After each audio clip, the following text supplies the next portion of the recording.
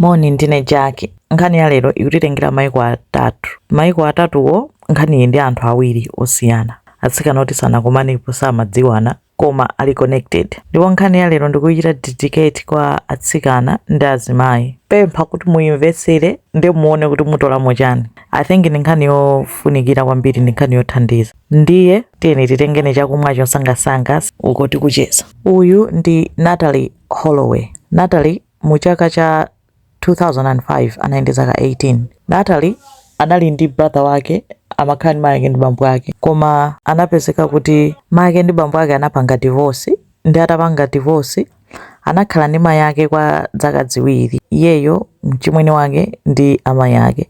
Kenako amayi ake anapeza mamuna wina, anapanga nayo kwati. Mamuna wina analolemera kwambiri, ndi anasamuka anapita mbali yako kumakhala abambo anyuwaniwo Mr. Tweety.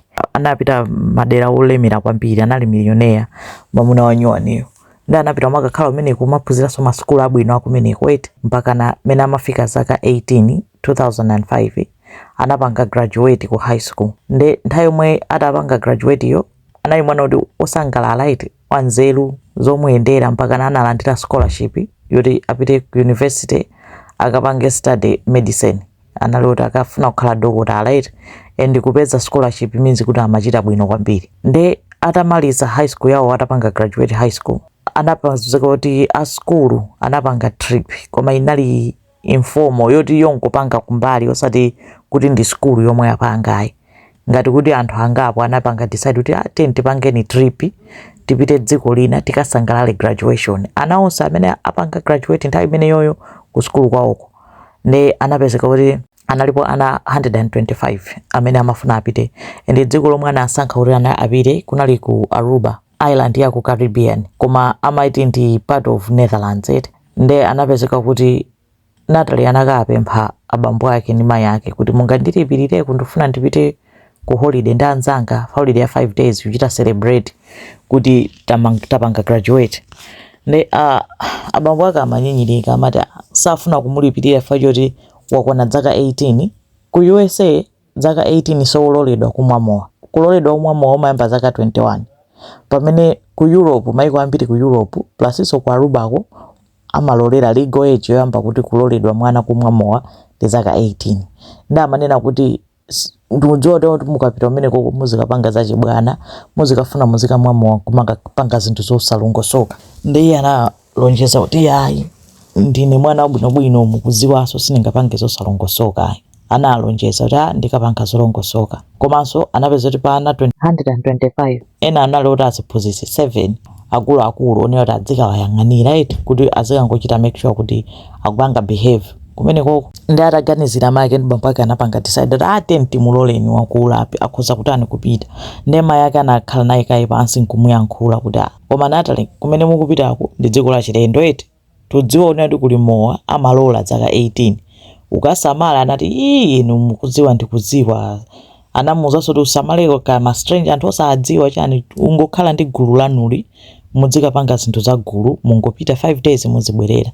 Ananena kuti yes ndamvera suti ndingapange zosadziwika bwino.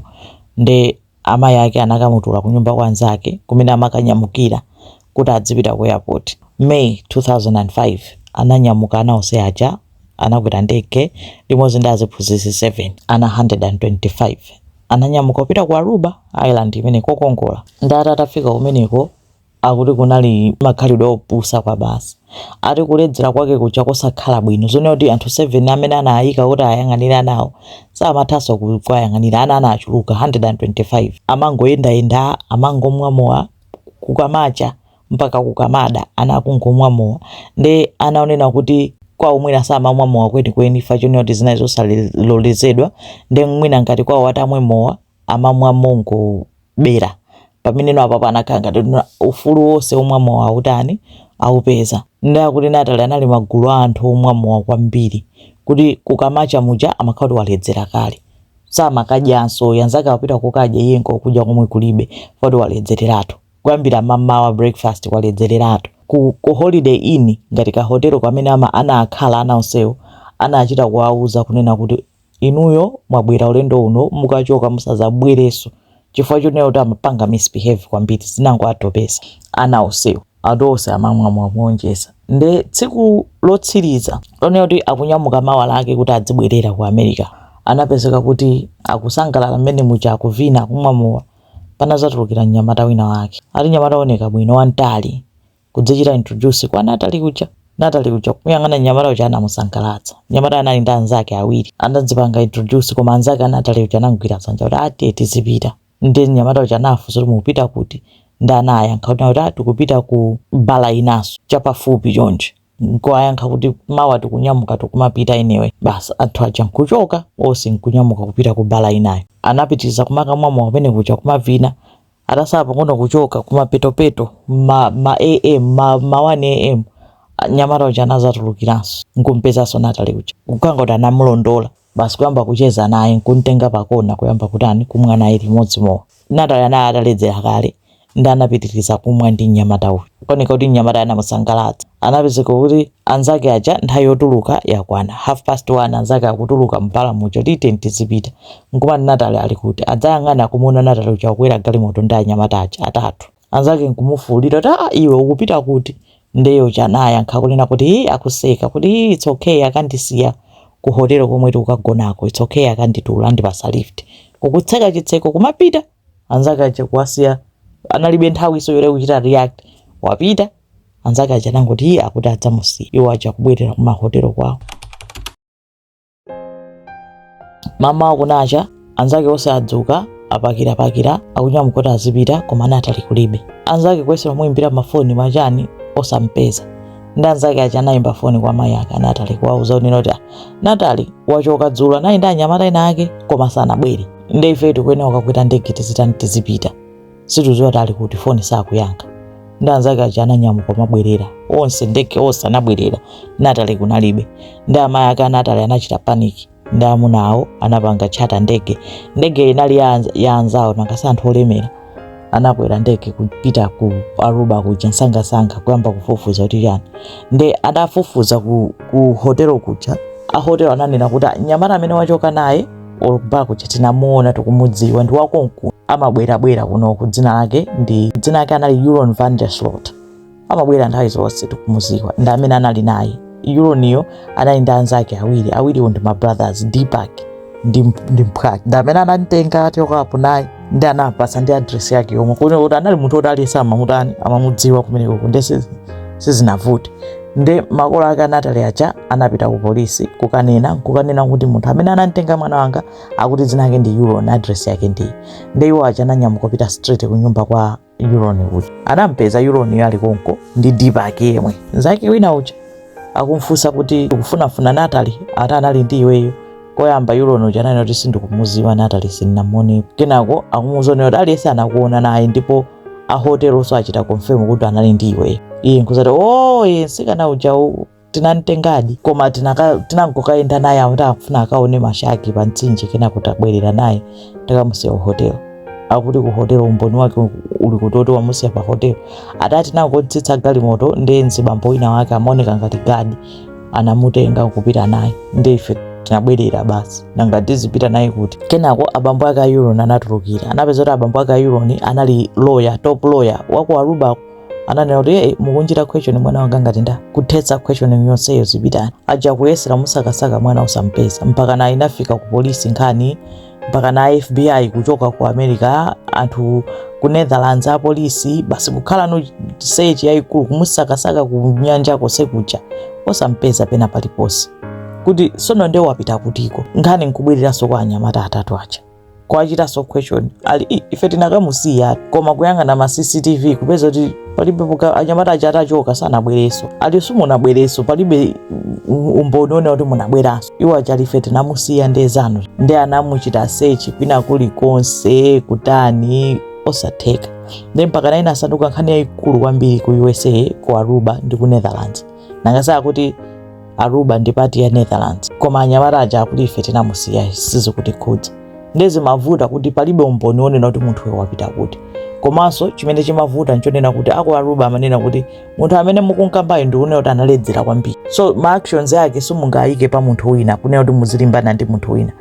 So china chitenjo kuti Euron uja anali ndi zaka 17 Natalie anali wamkulu kuposa Euron. Natalie anali zaka 18. Kenawo apolisi anammanga Euron ndi anzake awiri aja. Atatsekera kuyambanso kuchita question pamene paja anapeza kuti anyamata awiri aja ma brothers aja anasintha nkhani kunena kuti ifeyo sitinakamusiye Natalie ku hotel, zonse zonzaboza, tinakasiya ku beach yeti ku nyanja Euron ndi Natalie, ife nkubwerera. Ose aja awiri ma brothers nkunena choncho. Ndi anamfunsanso Euron ucho anthu asintha statement akuti anakusiya iweyo naye ku beach.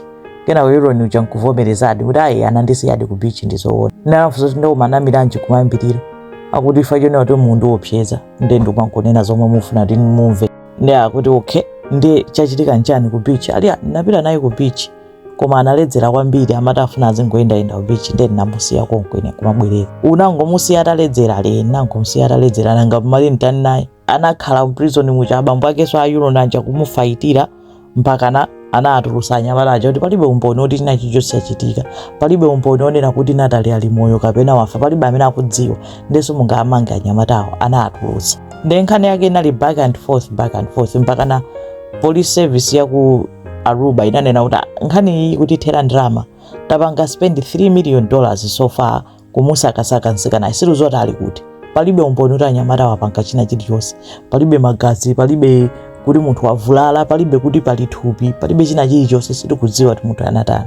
Anayesera izi ndize mpaka na Secretary of State aku America nthawi imeneyo Condoleezza Rice ngati mkumbukira wachikuda anazilowerera nkhanizo nena kuti iye tikumusakasaka tikutani koma munthu osapezeka. Koma prime suspect anali Euron. Kena wanapezeka kuti mpaka napanatha chaka mpaka chaka chinaso akungosaka amayi ake Natalie ndi anavutika, anayesera china chilichonse, ndalama zawo zonse, moyo wawo wonse kuyima kungokhala focus toni kuti mwana wanga ali kuti kukakhala ku Aruba kuja kumusakasaka kutani koma mwana sazapezeka. Information kumangokhala yosinthasintha. Kenako kunapezeka kuti reporter wina akanapanga decide kunena kuti ineyo mnyamata uyu chilipo chomwana mpanga Natalie. And demeanor yake amangopanga zokusamkhudza nabe nazo ntchito zimampangika amapanga ngati kuti zikumbebera ngati kuti zabwino kunena kuti wachuka nazo kuti ali pa TV ali pa chani. Ndi anapita anali ndi recording device anampanga befriend basi pang'ono macheza naye kumatani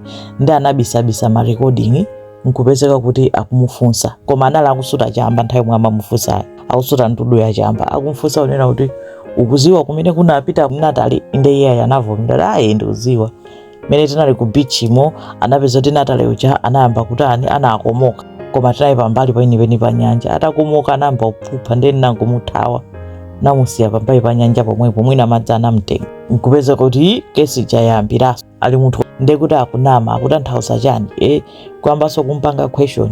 Kenako nkhani inazizira faida ananena kuti mumamfunsa munthu mafunso akusuta chamba mmata akuyankha kuti chani atamfunsaso ulendo inali ine ndimadziona kuti akundifunsa zabodza afuna nditchera ndeni mayankha dala zoterozo. Enaso anamuzemberaso kuti amutchereso amve kuti anena kuti chani anayankha kuti Natalie ndinamugulisa basi wangoyankha zopanda pake zokhazo koma iye anali main suspect muzaka zonsezo. Ulendo ina anammangaso kumtulusaso kutani mampanga question koma ulendo ule osamangoyankha zosiyana ndi anthu anangomona kuti uyu asatitopese koma nkhani inali open mwana sadziwika kuti ali kuti mpaka dzaka kumatani kumadutsa kumeneko kunali kusowa kwa Natalie Holloway. 2010 dziko la Peru mtsikana uyu Stephanie Flores anali ndi zaka 21. Stephanie amakhala ndi bambo yake ndi mayi yake amachokera ku banja lolemera kwambiri. Abambo yake ulendo wina anayimirira nawo ma elections oti akhale president wa ku Peru koma sanawine koma anali anthu banja la anthu amphamvu kwa basi a influence kwambiri mu dzikolo. Anapezeka kuti Stephanie anali mwana wa nzeru koma amakonda gambling yuga ija amayikonda usati masewera koma kusiyana kwake kunali kunena kuti ndi nzeru zakezo gambling yake amawina amati akapita kupanga juga zakezo amawina. Amakonda kupita ku casino kwina kwake kupafupi apita pamene kujako azikatani azikasewera njuga zakezo awina abwerako. Nde mu 2010 imo tsiku lina ananyamuka anatsanzika bambo yake bwinobwino ta ndikupita kutiko ndikupitaso kujeni ku casino. Abambo ake anamuvomera no problem ananyamuka kupita. Analowa mmenemo mwa nthawi zonse kuti akasewera juga. Inali yoti wiki before analonera kuti anali atawina $10,000 juga yomwe mwina nkona bambo ake samamuletsa chifukwa choti amamudziwa kuti munthu amakonda uwina. Ulendo umene wa bambo ake kunacha anadabwa Stephanie sanabwere ku nyumba. Nde chinayi chachilendo kwambiri Stephanie asabwere. Abambo ake anayamba kufufuza kuti munthu uja sakhala bwanji.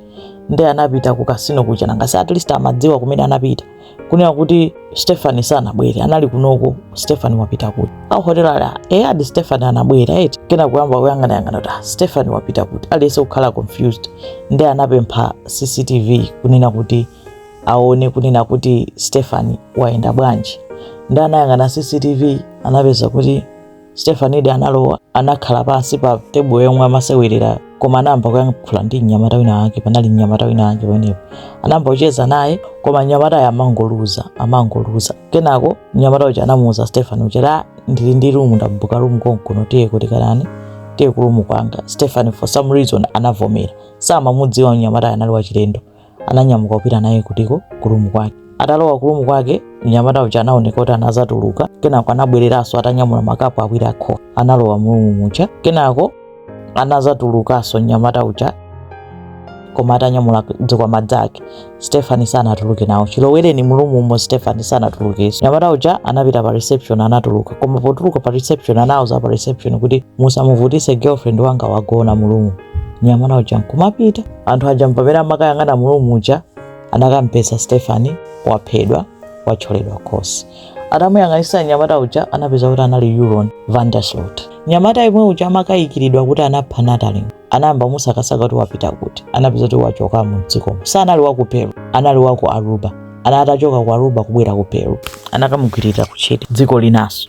Atamugwira kumeneko anamubwezeresa, anapita naye ku Peru kunena kuti akamuzenge milandu. Kunzenga milandu anamufunsa kuti chifukwa chani wamupha Stephanie. Ndi anayankha kunena kuti well tinapita bwinobwino mu room timacheza bwinobwino. Then nanyamuka kunena kuti ndikagula coffee. Ndagula coffee ntabwerera nampeza Stephanie uja atanyamula laptop yanga akuyang'ana mu laptop mwanga. Nde mu laptop mo anapezamo ma articles onse, ma news onse onena kuti ineyo ndine suspect kuti ndinapha Natalie Holloway. Nde anadzidzimuka kwambiri ankafuna kuthawa komanso mandichita accuse kuti unapha munthu ndiwe. Nde ndinantani ndinamupha namuchola khosi namenya. Ntaona kuti sakufa natenga malaya anga namumangirira pakosi mpaka nanchola khosi anafa. Mathero a Stephanie anali ameneyo. Nde atamufufuza bwinobwino kuti ku Peru amakatani napezeka kuti kuchoka pa nthawi ija anaphedwa Natalie mu 2005 patatha zaka zingapo chifukwa cha pressure yomwe amalandira kwambiri. Abambo ake zimaazunguza kwambiri, matches amampanga protect zinawachulukira kwambiri. Apolisi amati akatera abwera ku nyumba kwawo kuyamba kuchita search kukumba mu garden ngati kuti iwo akwirira munthu chani mpaka na abambo ake anafa ndi heart attack. Nde pachifukwa chimenecho ndalama zinawathera, analibe ndalama. Nde zimene anapanga Euron anachita contact amayi ake Natalie aja kwauza nena kuti ngati mufuna ndikuzeni kumene ndinakabisa thupi la mwana wanu mundipase $250,000. Nde amayi ake Natalie fachota analata zuzika kwambiri mu mtima kuti mwana wanga ali kuti. Kwandaya itala kusakasaka kuti mwana wanga kodi ali kuti. Ankangofuna adziwe kuti kodi chinanchitikira mwana wanga nchani kuti akhale ndi mtendere. Nde anavomera kuti ndikupatsa. Nde ananena kuti mundipase deposit $25,000. Nde anampasa $25,000. Omweyo kuthawa anangolandira ndalamayo kuthawa kupita ku Peruko. Ku Peruko nkumene amakayipanga gambo ndalama ija. Ku gambling nkumene amakabambana ndi Stephanie. Nkukapezeka kuti kukamupha Stephanie. Nde chifukwa cha mulandu umenewo anampanga sentence to 28 years in prison ku Peru. Mulandu wopha Stephanie. Nde after pamenepo ku America anamuitanisa kunena kuti kunonso tili ndi mulandu wake. Mulandu wake unali wochita oba ndalama kuti wabera mayi ake andani Natalie ndalama. Nde anamutumizadi kupita kutiko ku America kuchata kazengedwe mulandu. Nde anazindikira msanga kunena kuti mulandu wake sukhala wa simple ndipo amulanga ampasa chilango choti amukhaulise chifukwa choti analanga adalibe suspect ku nkhani ya imfa ya Natalie. Nde iye uja ananena kuti ndipange nanu deal kuti musandipange chilango chowawa kwambiri. Nde anagwirizana kuti ampanga sentence to 20 years akaulula zomwe zinanchitikira Natalie. Nde anavomera kunena kuti okay ndinena. Nde anafotokoza kuti zomwe chinachitika atantenga Natalie uja mu 2005 ku Aruba anamutenga kupita naye ku beach. Anyamata awiri achada anakamusiya ku beach. Iye uja nkukhala awiri ndi Natalie adaledzereratu amayenda mbali mwa nyanja. Kenako iye uja nkuyamba kupanga ma advances ayambe kumugwiragwira Natalie uja afuna azimukisa chani. Natalie uja nkupamina matutumuka kuti sininabwerere zimenezo ine nkumukanira kunkankhira uko. Iye uja atanapsha mtima undikanka kuyeseraso kunkankhaso ndi anafiyesa kuti ampange force. Then Natalie uja anapeza kuti anamumenya pakati pa miyendo ndi bondoli. Natalie nkuyamba kuti athawe, ndipo zathawa anangodabwa kuti wamugwira sanamusiya, anamuthamangira nkugwira nkummenya. Kenako ati panali chimwala pambali pa ndi anatenga chimwalacho nkumuswa mutu ndi mwalawo. Atamuswa mutu anamunyamula nkumponya mu nyanja. Mafunde anamutenga. Mathero a Natalie anali atiwo amenewo. Ndi confession imene anayinena mu 2012 kuti izi zomwe nampanga Natalie nkonaso mnampezeso. Mafunde anamutenga mu ocean. Ngakhale ndege chana anasakasaka mu ocean mosana mpeze, koma anala kusaka after masiku anyway koma sanapezekeso. Ne mu 2012 Natalie Holloway anapangidwa declare kuti anamwalira. Ndi ku America anampanga sentence to 20 years. Atatero anamutumiza anabwereraso kupita ku Aruba kuja kuti akachire serve sentence yake pokupha Stephanie. Ndi kuti muone zithunzi zake, nkhope yake, ma video yake akupanga zosamkhudza ngati kuti basi munthu woyipa mtima basi opanda mzimu eti. Komano atapita no mu prison komwe anakaphunzira kuti kani chifukwa ndi amamenyedwa daily. Imeneyo ndi nkhani ya Natalie Holloway ndi Stephanie Flores. Ndi nkhanizi pali kufanana, pali kulingana pa atsikana awiriwa zomwe anapanga. Onse imfa yawo yomvetsa chisoni ndi yoopsa ndipo sizimayenera kuchitika, koma chabe anapanga trust stranger. Zikomo kwambiri.